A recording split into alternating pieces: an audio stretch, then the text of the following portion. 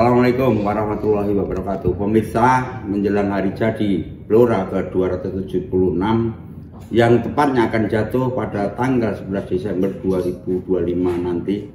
Ayo mengenang Blora tempo dulu. Kita akan saksikan metamorfosis luar biasa. Lompatan signifikan di Blora dari infrastruktur hingga pertanian kini terasa nyata. Pembangunan gedung, geliat ekonomi dari sejumlah aspek termasuk sumur minyak tua, semua adalah buah dari perjuangan keras dari para Bupati Blora yang pernah memimpin Blora, termasuk kepemimpinan visioner Bupati Blora Dr. Haji Arif Rohman. Seperti apa kemajuan Blora? Simak laporannya sesaat lagi.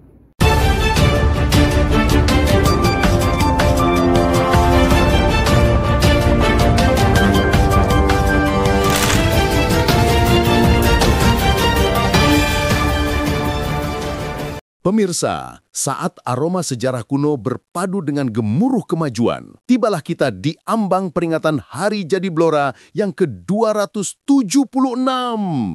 Ini bukan sekedar perayaan angka, tapi sebuah deklarasi bahwa Blora tempo dulu yang hanya dikenang dalam nostalgia kini telah bangkit dengan keperkasaan modern. Lupakan sejenak Blora yang dulu, saksikan bah kini. Di bawah langit Blora yang perkasa, kita melihat transformasi yang bukan main-main.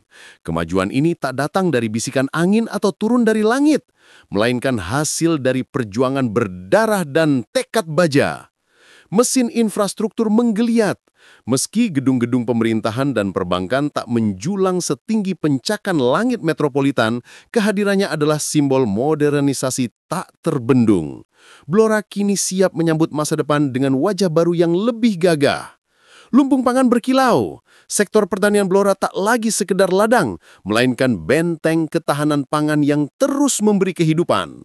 Hasil bumi melimpah, menandakan tangan-tangan perkasa petani Blora telah menaklukkan bumi pertiwi. Mesin ekonomi berdentum. Kekuatan ekonomi Blora mengalir deras dari sejumlah sektor, termasuk diantaranya dari sumur-sumur minyak yang tak pernah lelah menghasilkan uang. Ini adalah detak jantung kemakmuran yang menghidupi seluruh sendi kehidupan. Di balik setiap jengkal kemajuan, di balik setiap gedung yang berdiri, ada satu nama yang patut diukir dengan tinta emas, Bupati Arif Rohman. Beliau bukan sekedar pemimpin, melainkan nahkoda perjuangan. Dedikasi beliau yang tidak kenal lelah, tekadnya untuk menembus batas dan semangatnya yang membara telah menjadi kunci yang membuka gerbang kejayaan ini. Bupati Arif Rohman telah membuktikan bahwa dengan keberanian dan visi, Blora bisa dan pasti mencapai puncak kemajuan. Mari sambut hari jadi ke-276 ini dengan dada membusung bangga. Blora bukan lagi mimpi. Blora adalah kekuatan. Blora adalah masa depan. Pemirsa, seperti sudah kita bahasa di konten-konten Blora TV sebelumnya, di liputan khusus jelang Hari Jadi Blora ke-276, Kabupaten Blora menurut catatan resmi pemerintah Kabupaten Blora berdiri sejak tahun 1749. Menurut para ahli, Kabupaten Blora menjadi kabupaten secara resmi adalah pada tanggal 11 Desember 1749 Masehi dan bertepatan dengan tanggal 2 Suro tahun Alif tahun 1675 Saka. Sebagai peringatan atas berdirinya Kabupaten Blora, tahun gerama tersebut diukirkan pada Lengkung Gapura Pendopo Kabupaten Blora. Sedangkan Condro Sengkolo untuk menandai tahun berdirinya Kabupaten Blora adalah Trus Kawarno Sabdaning Aji. Pada awal abad 18, pemerintah kolonial Hindia Belanda yang telah menguasai pelabuhan Sunda Kelapa memiliki keinginan untuk menaklukkan seluruh Pulau Jawa. Hal ini karena Pulau Jawa merupakan pulau utama di Nusantara. Keberadaan hasil alam berupa kayu jati dan sumber daya manusia berupa buru-buru hasil perdagangan di Nusantara berada di Pulau Jawa tidak ketinggalan. Kabupaten Blora yang kaya akan kayu jati dan hasil pertanian membuat pemerintah kolonial Hindia Belanda berkeinginan untuk menguasai wilayah ini. Hanya situasi politik yang terjadi di negeri Belanda mempengaruhi kebijakan pemerintah kolonial di tanah jajahan. Di era atau zaman politik etis, awal abad 18, membuat pemerintah negeri jajahan melaksanakan kebijakan-kebijakan terkait balas budi terhadap kebaikan masyarakat pribumi dan atas kesetiaan kepada Ratu Belanda saat itu. Dari beberapa sumber, termasuk dari unggahan di bloranews.com, ada 3 poin utama kebijakan pemerintah negeri jajahan, masing-masing melaksanakan edukasi, irigasi, dan emigrasi. Kebijakan ini dirumuskan oleh Peter Broschhoff, jurnalis negeri Belanda, dan C. Th. van de Venter, politikus negeri Belanda. Pada sektor edukasi, dibangunlah beberapa sekolah di negeri jajahan, termasuk Kabupaten Blora. Menurut salah satu tokoh masyarakat, di Kecamatan Banjarejo, terdapat salah satu sekolah peninggalan pemerintah kolonial Hindia Belanda yang sekarang menjadi SD Negeri 1 Banjarejo. Untuk kepentingan irigasi dan kebutuhan air pertanian masyarakat, pemerintah Hindia Belanda membangun 2 waduk besar di Blora, masing-masing waduk tempuran yang dibangun pada tahun 1918 dan waduk Greneng pada tahun 1919. Waduk Tempuran merupakan salah satu lokasi wisata yang populer di Kabupaten Blora, Jawa Tengah. Sejarah Waduk Tempuran ini dibangun sejak masa pemerintahan kolonial Belanda. Nama Waduk Tempuran pun sudah tak asing bagi masyarakat Jawa Tengah, khususnya masyarakat yang tinggal di sekitar Dusun Juat, Desa Tempuran, Kecamatan Blora, Jawa Tengah. Sebab, Waduk Tempuran dikenal memiliki banyak potensi lokal. Dikutip dari situs bloracup.go.id, sejarah Waduk Tempuran pertama kalinya dibangun pada tahun 1912 dan diresmikan oleh masa kolonial Belanda pada tahun 1916. Di mana Waduk Tempuran merupakan bendungan yang tercipta dari 3 sumber mata air dan sungai. Dibangunnya bendungan ini karena memiliki tujuan sebagai penjaga kestabilan air bagi kebutuhan masyarakat Blora. Namun, seiring perkembangan zaman, Waduk Tempuran menjadi pusat pelatihan atlet dayung, hingga kini bertambah menjadi lokasi wisata keluarga populer di Blora, khususnya bagi wisata air dan kuliner. Selain menjadi lokasi waduk yang bersejarah dan dibangun pada masa pemerintahan kolonial Belanda, kini Waduk Tempuran menawarkan beragam konsep wisata. Tak hanya terdapat wisata air dan kuliner, namun di lokasi ini juga terdapat wisata petik jambu dan wisata budaya, sehingga pada akhirnya Waduk Tempuran ini memberikan dampak positif bagi masyarakat Blora. Waduk Tempuran juga menggelar sebuah kafe dan resto yang menjadi kuliner dan dilengkapi dengan fasilitas kolam renang, selancar air, dan berbagai menu makanan serta minuman yang berakyat. Tak kalah menarik, panorama alam yang ada di Waduk Tempuran dapat mendamaikan hati dan menghadirkan sensasi memancing dengan nikmat. Bahkan bersama keluarga, setiap orang dapat mencoba merasakan sensasi berkeliling di sekitaran waduk dengan menumpangi wahana perahu yang biaya perahunya pun murah. Luas Waduk Tempuran sekitar 44,3 hektar dan memiliki fungsi sebagai lahan penyimpanan air untuk keperluan perikanan dan pertanian. Jarak tempuh untuk menuju lokasi Waduk Tempuran dari arah alun-alun kota Blora sekitar 11 km, dengan waktu tempuh 30 menit.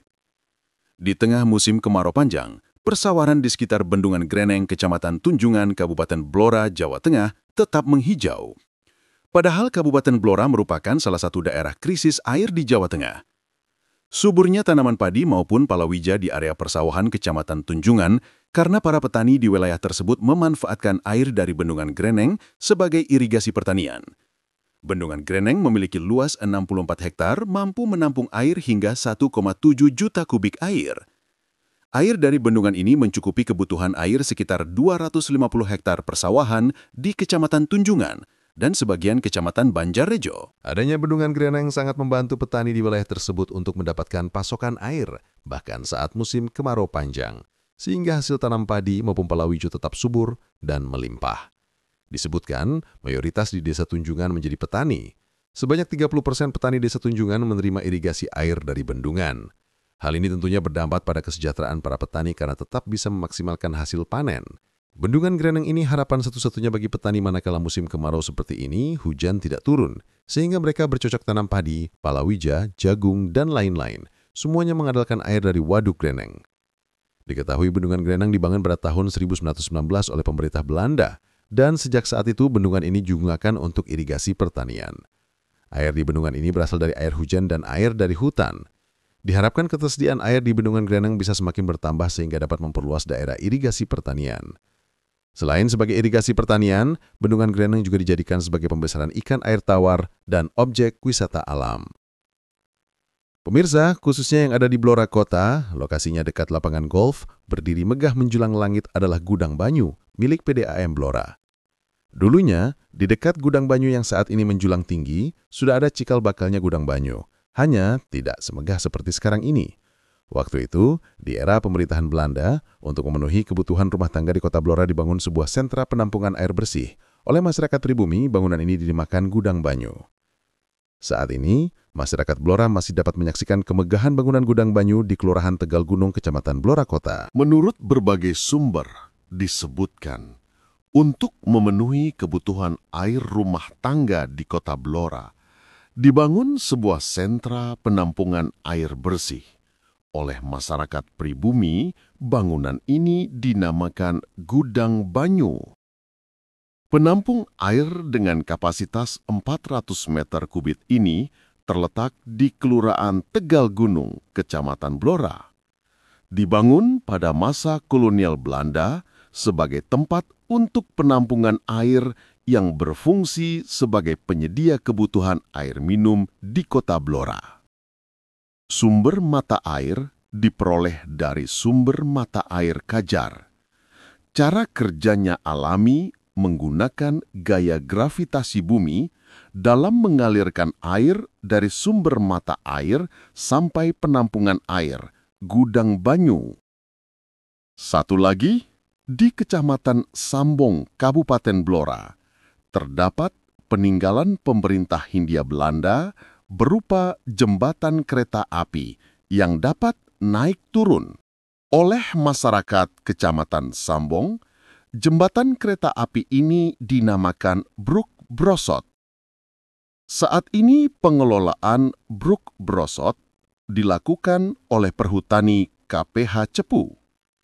Keberadaan lokomotif tua pada masa pemerintahan kolonial Hindia Belanda sangatlah penting.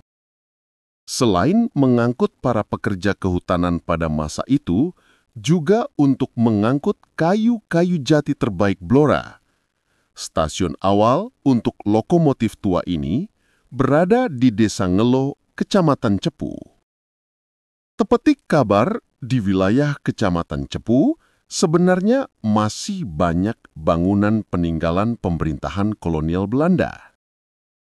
Pemirsa, dari Sambong ke Cepu, Anda akan kami ajak ke arah barat, di mana disebutkan memenuhi kebutuhan keuangan masyarakat Kabupaten Blora pada pemerintahan kolonial Hindia Belanda saat itu, di beberapa tempat dioperasikan beberapa kantor pegadaian. Salah satu kantor pegadaian peninggalan pemerintah kolonial Hindia Belanda terletak di Kecamatan Ngawen. Kantor Pegadaian Ngawen dibangun pada tahun 1911. Pembangunannya menggunakan gaya Indis Imper. Terlihat dari sisi atap bangunan yang berbentuk runcing dan menjorok ke depan, tweed gavel. Model bangunan seperti ini pada masa lalu merupakan ciri khas bangunan gudang, Pakhuzen. Pada bagian atasnya dicantumkan tahun pembuatan bangunan tersebut. Satu lagi, ini gambaran Blora tempo dulu. Sisa-sisa bangunan di era kolonial Belanda masih banyak berdiri di Kabupaten Blora. Salah satunya bangunan bekas stasiun Blora. Sebagian besar struktur bangunan stasiun Blora terbuat dari kayu jati. Mengutip dari laman detik.com, hingga kini bangunan itu masih berdiri kokoh dan seolah menjadi saksi bisu perkembangan zaman. Pemerhati sejarah Blora, RNGT Widya Sinta Himayanti mengatakan, sejarah mencatat stasiun Blora mulai diresmikan pada 13 September 1894. Diresmikan tanggal 13 September 1894 di era Bupati RMA Tejo Kronogoro III, kata Sinta kepada detik.com. Sinta mengatakan, adanya kereta api sebagai alat transportasi massal yang melewati Kabupaten Blora menjadikannya sarana untuk mempercepat waktu tempuh perjalanan dan mempermudah arus mobilisasi rakyat Blora. Kala itu, kereta api tidak hanya sebagai alat transportasi untuk mengangkut manusia saja, namun juga mengangkut hasil alam seperti kayu jati dan minyak yang sudah mulai banyak ditemukan sumur-sumur minyak di Kabupaten Blora, terangnya. Dengan diangkutnya kayu jati dan minyak menjadikan Kabupaten Blora dikenal hingga sekarang sebagai daerah penghasil kayu jati dengan kualitas terbaik dan kota penghasil minyak. Stasiun Blora dibangun oleh perusahaan kereta api SJS, Semarang Joannas Tom Tram Maaskapai, yang merupakan bagian dari pembangunan jalur kereta api Wirosari Blora. Jalur ke Blora selesai pada tanggal 13 September 1894 dan mulai beroperasi mengangkut penumpang dan hasil hutan dari Cepu Blora. Kemudian diangkut ke berbagai kota pada 1 November 1901 ke Jepara, yang terkenal sebagai pusat industri kerajinan mebel. Sedangkan jalur kereta Blora-Rembang mulai dibuka pada tanggal 15 Juni 1902. Mulai saat itu, wilayah Blora menjadi salah satu rute strategis. Namun lambat laun, era kejayaan kereta api yang melintas di Kabupaten Blora pun mulai terlihat redup. Hingga akhirnya, pada tahun 1987, stasiun Blora mulai dinonaktifkan. Akhirnya pada tahun 1987, stasiun Blora resmi dinonaktifkan. Namun hingga sekarang, aset dan bukti peninggalan masih banyak. Aset-aset tersebut milik PT KAI. Salah satu penyebab penonaktifan stasiun Blora karena kalah bersaing dengan mobil pribadi dan angkutan umum, sedangkan emplasemennya kini menjadi jalan raya. Stasiun ini memiliki depo lokomotif dengan ornamen logo roda bersayap PJKA pada bagian gunungan atapnya. Bangunan utama stasiun kini menjadi kios. Kompleks bangunan stasiun yang masih ada telah diinventarisir sebagai bangunan cagar budaya oleh BPC Jateng dan Pemkab Blora dalam kegiatan inventarisasi cagar budaya tahun 2017. Saat ini di bangunan utama stasiun Blora banyak berdiri warung-warung kopi dan sejenisnya. Pemirsa, itu sekelumit gambaran Blora tempo dulu. Apa yang diraih Blora hari ini adalah bukti nyata bahwa mimpi dapat diwujudkan dengan kerja keras. Dari mengenang Blora tempo dulu, kita kini bisa menyaksikan Blora yang lebih maju dan sejahtera. Sebuah lompatan yang tak lepas dari visi dan perjuangan dari Bupati Arif Ar-Rahman. Meski agak terlalu dini, selamat hari jadi ke-276 Bloraku. Semoga semangat pembangunan terus membara. Saya Urip Daryanto bersama seluruh kru Blora TV yang bertugas saat ini mohon pamit undur diri. Sekian, wassalamualaikum warahmatullahi wabarakatuh.